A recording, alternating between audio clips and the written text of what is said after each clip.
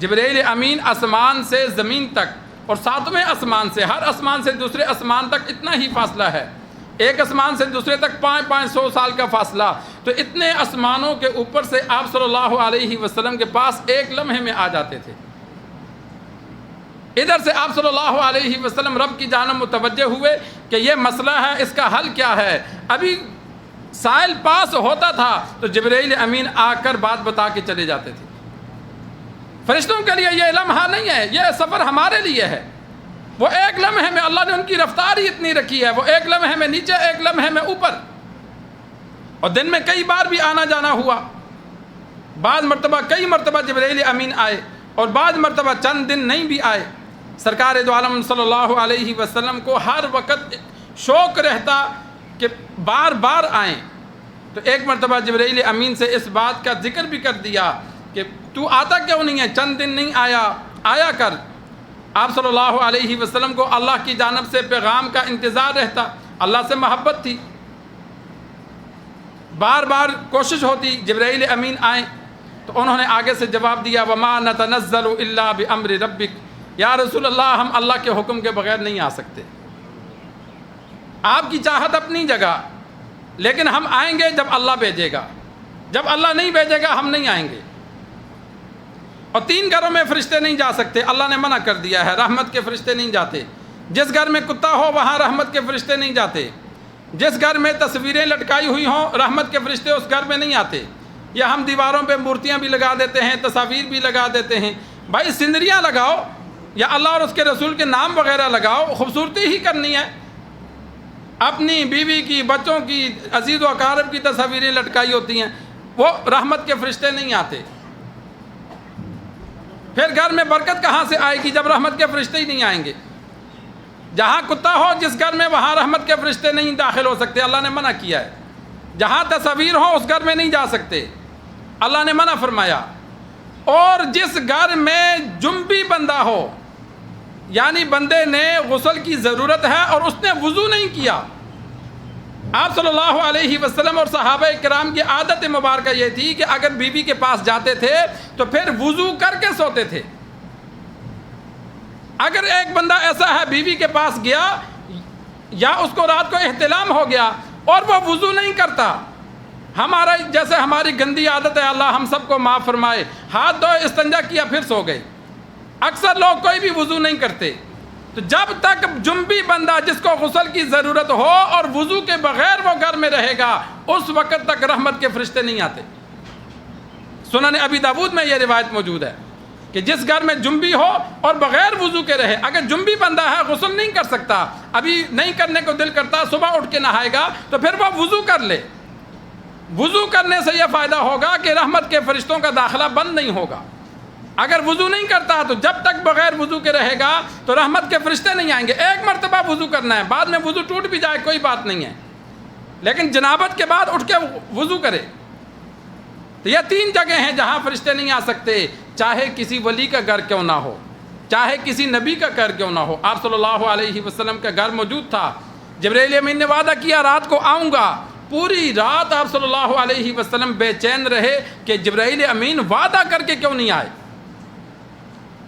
اگلے دن جب جبرائیل امین آئے، آپ صلی اللہ علیہ وسلم نے پوری رات بے چینی میں گزاری، تو جبرائیل امین نے عرض کی یا رسول اللہ آپ کے تکیے پر تصاویر تھیں، آپ ان کے سروں کو پھاڑ دو، تصویر کا سر نہ ہو، چہرہ بگاڑ دیا جائے، چہرہ نمایاں نہ ہو تو وہ تصویر نہیں رہتی، مین چیز چہرہ ہے۔ اور آپ کے چرپائی کے نیچے کتے کا بچہ تھا، جر و کلب حدیث کے الفاظ ہیں، اس کتے کے بچے کو گھر سے نکالو اور اس جگہ پہ جہاں کتا بیٹھا تھا وہاں پانی چھڑک دو، کچی جگہ تھی۔ آپ صلی اللہ علیہ وسلم کے دور میں مٹی کے مکانات تھے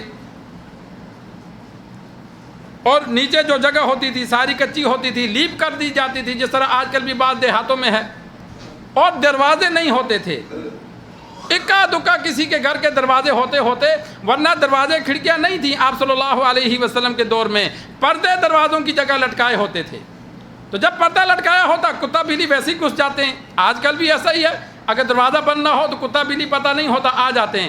اب یہ دونوں چیزیں ایسی ہیں کہ جن کا آپ صلی اللہ علیہ وسلم کو علم نہیں تھا، علم نہ ہونے کے باوجود جبرائیل امین نہیں آئے کہ اللہ نے منع کر دیا. جب اللہ نے منع کر دیا ہم نہیں جا سکتے. تو یہ 3 گھر ہیں جہاں رحمت کے فرشتے نہیں آتے. بات چلی تو یہ مسئلہ بھی بتا دیا. تو یہ سرکار دو عالم صلی اللہ علیہ وسلم تو یہ سفر سے بات چلی کہ زمین و آسمان کا جو فاصلہ ہے وہ ہمارے اعتبار سے ہے، فرشتوں کے اعتبار سے نہیں. تو وہ تو ایک لمحے میں آتے جاتے ہیں، جس طرح روزانہ کرامن کاتبین آتے جاتے ہیں. تو انسانوں کے اعتبار سے جو بندہ ایک نفلی روزہ رکھتا ہے تو آپ صلی اللہ علیہ وسلم نے فرمایا کہ زمین و آسمان کے درمیان فاصلے کے اعتبار سے اللہ اس کو جہنم سے دور کرتے ہیں.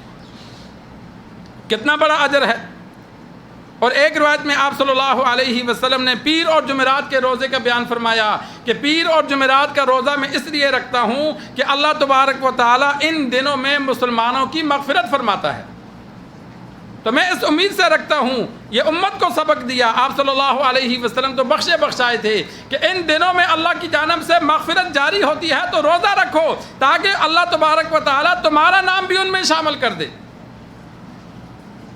اور آپ صلی اللہ علیہ وسلم نے فرمایا جو مسلمان آپس میں ناراض ہوں تو ان کی مغفرت نہیں کی جاتی.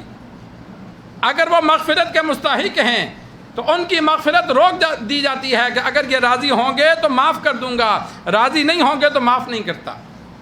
اور بھی بہت سے بندے ہیں جن کو اللہ تبارک و تعالی معاف نہیں فرماتا. تو یہ پیر اور جمعرات کا روزہ اور 13، 14، 15 کے روزے یہ سنت ہیں اور باقی دنوں میں روزے رکھنا نفل ہے. اور اسی طرح شوال کے 6 روزے بعض خواتین اور بعض لوگ جہالت کی وجہ سے وہ یہ سمجھتے ہیں کہ عید کے بعد فوراً 6 روزے رکھنا لازم ہے. عید کے بعد فوراً رکھنے لازم نہیں ہیں. اور بعض یہ کہتے ہیں کہ عید کے بعد والا ایک دن رکھو، اگر اس دن نہیں رکھا تو پھر 6 روزے نہیں رکھنے. احناف کے نزدیک امام اعظم ابو حنیفہ رحمہ اللہ کے مسلک کے مطابق پورے شوال کے مہینے میں 6 روزے رکھنے.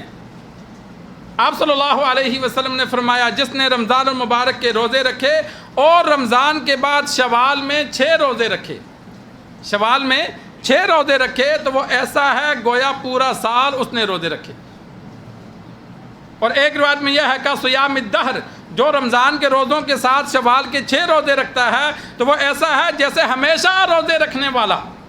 کہ جس بندے کی عادت مبارکہ ہے رمضان کے روزے رکھتا ہے اور شوال کے 6 روزے رکھتا ہے تو اعمال نامے میں لکھا جائے گا کہ یہ بندہ ہمیشہ روزے رکھتا تھا. یعنی ہر سال پورا سال ہی اس کو روزوں کا اللہ ثواب عطا فرماتے ہیں. تو کتنا بڑا اجر ہے. تو انسان کوشش کرے 6 روزے مہینے میں رکھنے مشکل نہیں ہے. پیر اور جمعرات کا رکھ دے، پیر جمعرات ایسے بھی 6 پورے ہو جائیں گے اور ثواب بھی زیادہ ہوگا. اللہ تبارک و تعالی سے دعا ہے جو کہا سنا اللہ ہم سب کو سمجھ کر عمل کرنے کی توفیق عطا فرمائے.